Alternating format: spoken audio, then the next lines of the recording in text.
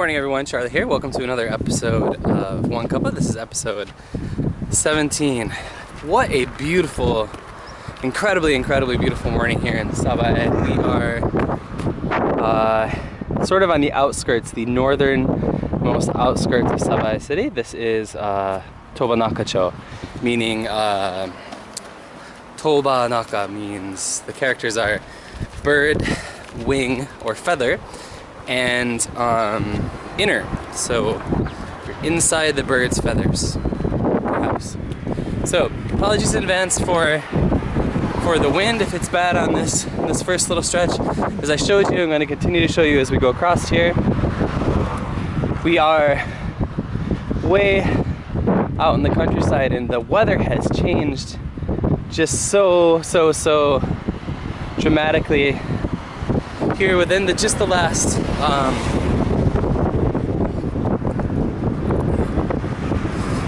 the wind coming off the river here is pretty intense. Yeah, the weather's changed really dramatically here within just the last 48 hours. In such a good way. Hang on a sec, we're gonna get behind some cloud cover here. Find some cloud cover, or not cloud cover, building cover, so we can get out of that wind. Yeah, the weather changed incredibly, right? Maybe, like I said, just a little over 48 hours ago, it was still cold and rainy and hard to, it's that weather that would make it hard to wake up in the morning, put on your running shorts and shoes and get out and go, and really to do anything, I guess. Oh man, there's such a really cool looking nursery over here. Looks to be modeled after like I don't know, looks like a scene out of Aladdin. Unfortunately, I cannot show it to you. It's heard me mentioned many times. It's kind of a boo-boo. So I guess I've never actually been this far away, well this far north in Sabae unless I'm on a train. This is cool. This looks like a store that specializes in selling stone pagodas and things like that for your gardens. A really old crafting machinery in here. Let's head down this way into the wind. I hope this turns out usable, because if it's just wind noise the entire time, what's the point? As I was saying, I've never been this north in Subai before. It's about 2 miles from my apartment, but with this weather, right, I thought I'd bring you guys a little bit further out to talk about the things I want to talk to you about over our One Cuppa. I hope you have yours poured as well. So, I had an interesting, I always tend to have these interesting conversations with these people I meet, right? Even if they're really short. Some people stop me on the street because they want a chance to practice their English, or people will come up to me when I'm reading a magazine in the bookstore, usually these sweet old women who just want to know what I'm doing there. They want to know a little bit about my life, right? But one thing I wanted to talk about, and I've been meaning to talk about this for a while, is a question that I always get, which always comes off feeling a little pointed, right? Even though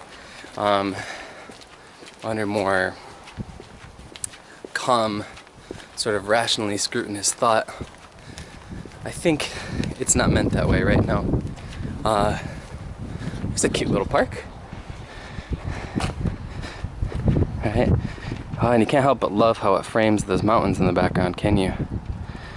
I should come back through once I'm done filming and get a shot for the old Instagrams, but without further belaboring the point, that question is, when are you going back to your country, right? Now, I should point out that when I hear this question, it's not usually, at least, like, there aren't any italics in the question, right? There's no italics or bolding or emphasis really that I should be able to pick up. But whenever I hear it, right, in my brain, being born into a tradition of speaking English, right, translating this directly into when will you go back to your country, italicizes your, right? So what I end up hearing, stupidly, is when are you going back to your country, right? And of course that's problematic, because if somebody actually said it that way to you, it would make you feel unwelcome. Whoa. Make you feel unwelcome. Make you feel as though you need to hurry up and get out type of thing, right? And to be honest, that was the way I took it for the first however many times I heard it, you know? I have to say, out of all the... I feel like I'm chasing this poor woman who just ran by me to get wherever she's going. Looks like she's running a bento bag someplace. But as I was saying, this feels like the most lived in area of Sabae I've been at. There's not very many businesses. It feels like the part of Sabae where a lot of families live. It could just be because it is such nice weather and there are a lot more people out than usual, I don't know, but so back to this question, right? Again, in my head, to my own detriment and born in my own paranoia, is this idea that people are basically saying, okay, well, it's nice you've come here, but now it's time to get the hell out. But what I have found, right, is I've taken the time to try and figure out what's behind that question a little bit more. Ohayou gozaimasu. Yeah, try to figure out what's behind that question, why it's being asked, and particularly as I've been able to engage in more meaningful conversations with these random people. I mean, cute little side street, right? Is that, at least to my ears, right? It's kind of meant as more of like a leading question, as to say, well, when are you going back to your country? And then of course there are a couple of answers. Ooh, we're getting into some bamboo forest now. I'm so excited. I hope there's trails through them. Of course there are two answers. Either the question is, oh, I'll go back at X time, or the question is, or maybe the answer is, well, I don't really plan to go back, right? And of course, necessarily the response to those responses is going to be very, very different, right? Sometimes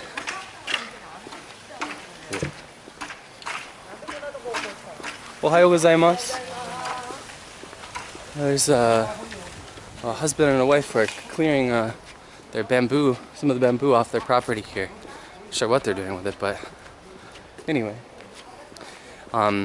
Right, so of course if you answer, oh, I'm going back at X time, you get like, oh, I see, okay.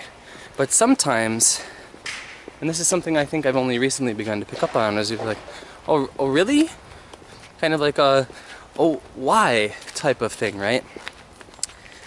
And again, this could just be to my ears, but then on the other hand, when I answer, oh, I want to stay here for a while, or I'm not sure if I'm going to go back, there's a much more positive reaction, I think, than when I tell people I'm going back at X date.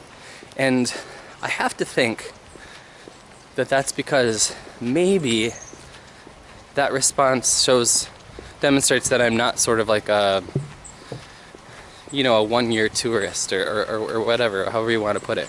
Which is not knocking you if you only want to come here for a year, by the way. I'm just trying to point out maybe some of the differences in perspective. Now, having said that, of course you will meet people on opposite ends of the spectrum who are really... Can I go up here? Right, this looks like a little trail through here. I don't know, it looks like private property is the only thing. You will find people who, when you tell them you want to stay here for a while, are just like, okay, alright, I guess if you want to.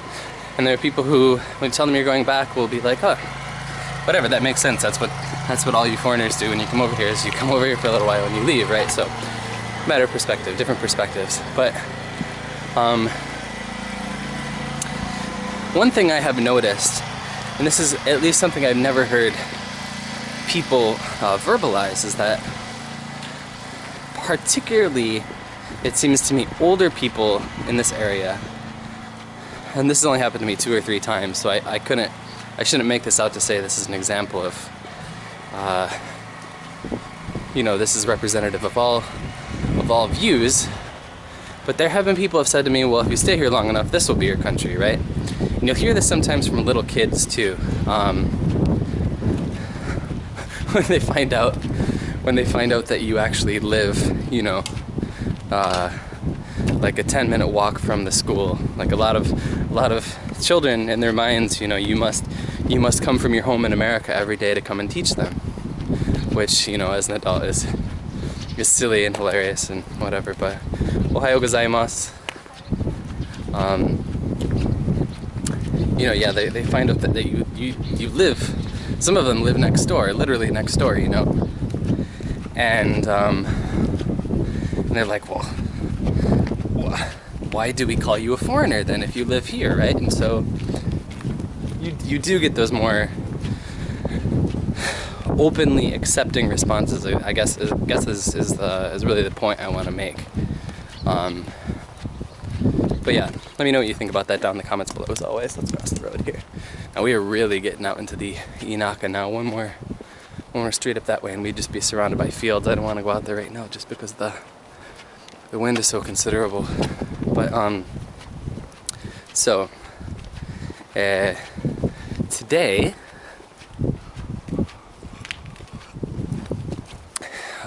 is my 30th birthday. That's not true. Why would I say that? It's my 29th birthday. Is this thing on? Yes, it's my 29th birthday, right? And of course, that despite everything I've said or things that I've felt or would like to continue to feel, it weirds me out a little bit that I'm nearing the end of my 20s, right? If only because when I hit 30, I guess my excuse for being an immature little ass completely goes out the window, right? Now people can officially say, or will be able to say as of next year, you're 30 years old, grow up, I can't just be like, hey man, I'm in my 20s and still figuring it all out.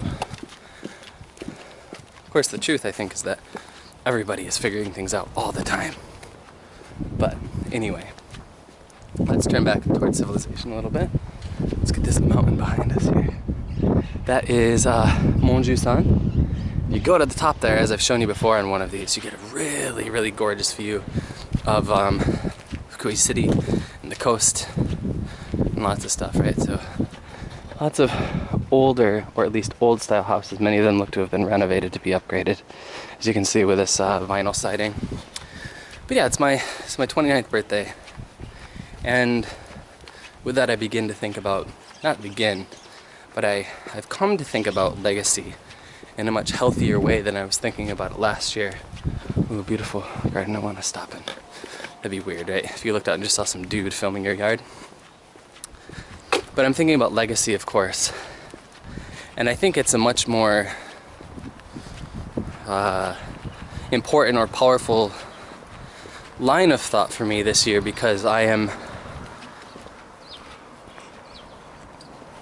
right, despite what some people think about Eikaiwa, you just being dancing monkeys, you can be and should be, you're a teacher at the end of the day, damn it. Like, you're not the businessman, you're the teacher, right? So anyway, I'm directly responsible for all these kids, and I've seen my ability to give them direction, right?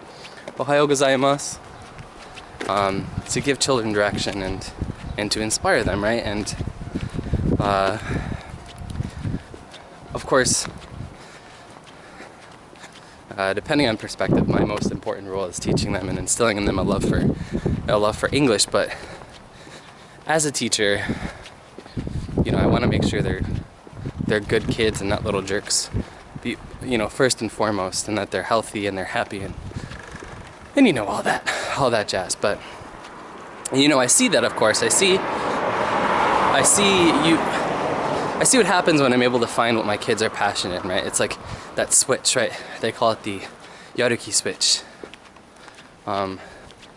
You know, that drive,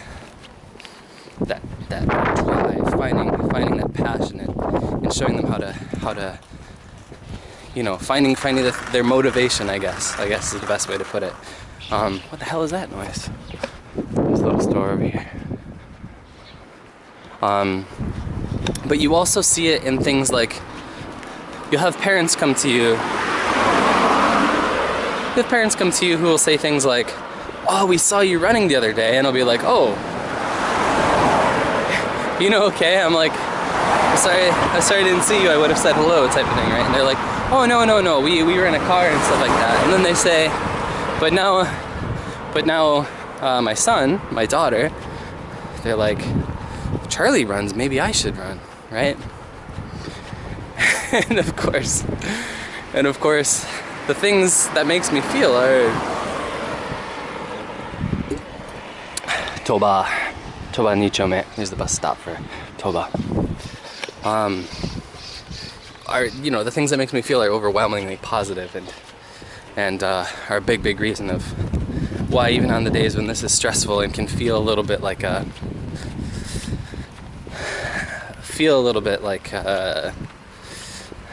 little rote, you know, sometimes rote. That's what keeps you going. That's what keeps you doing it, is that realizing and embracing that legacy. Now, being that I am human, you know, my legacy can't just be about what I'm doing for other people. There are about the more selfish things that I want, you know. I want my name to mean something. I want these things that I create, be they videos or stories or whatever, I want them to mean something and to live on after I'm nothing more than worm food, you know.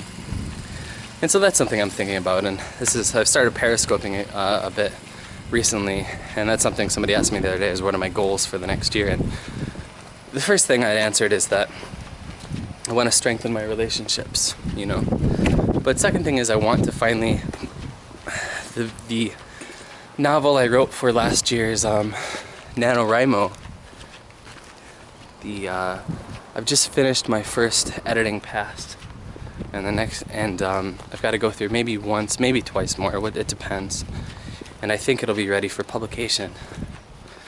So that's what 29 means for me. You know, that's what this year means for me, is the year I've realized what I can do. You know, really I've realized what I have been doing, but also the year that I make good on all these promises I've made to myself and other people and my parents, you know, asking them for their patience all the time. Yeah, maybe this is the year that we see returns on all the sacrifices. I think so. It feels like it, you know, it feels good. So it's really great to see how many people are out here in their gardens this morning. What is this place? Oh, little bonsai shop. Little bonsai shop. Subai. Yeah. How are we doing in our Cuppa? We're about 2/3 of the way through, so. No. As I mentioned, I started periscoping recently, and just sort of by virtue of where I am, you know, and the fact that I put on geotagging on my scopes, I get people who are both speaking English and people who are learning Japanese and people who speak Japanese. So that's been fun because I've been able to find a new way to practice my Japanese, right, in a new format. But somebody said to me the other day, you know, I've been told before that I speak Japanese a little bit like a woman. And of course, wow, look, you can see the cherry blossoms are coming out now. Plums, I think, maybe. Plum blossoms, and cherry blossom season isn't that far behind then, but oh my god, it smells amazing. Anyway, focus, Chuckles. Yeah,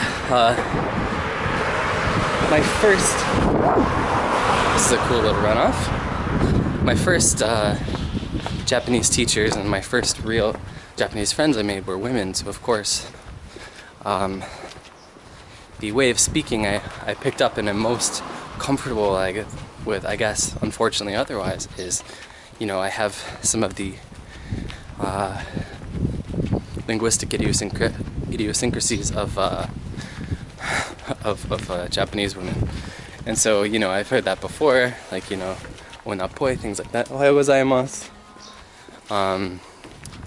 But the other day, what did I say? I said, not shogunai, right? Something was shogunai, it couldn't be helped. But I didn't say shogunai, I said, shogunai wa. Right? Which probably, so one of the people watching the stream said, oh, you don't talk like a woman, you talk like an auntie, right? One-poi. Which I think also, Jake Knowlton has talked about this in one of his videos before. I'll try and find it and link it in the description or on the video itself. Is that how certain things, you know, that's a good way to make yourself sound feminine or gay maybe, which is fine, I don't care. But yeah, something I need to get a handle on, because girls I've dated have pointed it out too, and it's kind of embarrassing, you know, a little embarrassing. So anyway, so we were just about to the end of our one cuppa here. Sorry about the camera angle. Ohayou gozaimasu. I don't want to film this woman and her child, so what's I gonna say? So yeah, so we're at the end of our cuppa now. Those are just a couple of things that are on my mind today. Legacy, the importance of the way you speak here, and what the hell else did I talk about? Oh yeah, the meaning behind questions that seem maybe a bit more negative than they really are. Again, it's just my opinion. I do want to point out as we near the end of our cuppa, however, that, like I said, this is the 17th episode of One Cuppa Japan, and again, I'm so happy. We've had outstanding success with this show. I'm really happy with it. However, after the 20th episode, right? So after this one, we'll have 3 more episodes. We're gonna take a little break. We're gonna take a month hiatus of One Cuppas, and that's for 2 reasons. And I know many of you watch it pretty regularly, use it as a podcast. Upwards of 300 of you watch it regularly, which is amazing for me. Thank you so much. But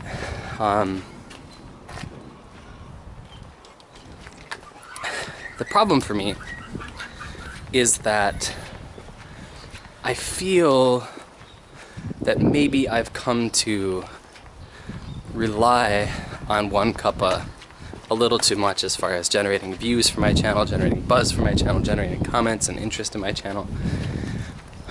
which is funny to say, because of course when I first started One Cuppa, I did it because I wanted series that I could fall back on and say, okay, well, if nothing else, I have this easy to make sort of easy format of a video that I can put out quickly, right? Usually within about 2 hours or 2.5 hours from the filming to getting where I need to go to making the coffee, all that stuff, right? It's about 2.5 hours.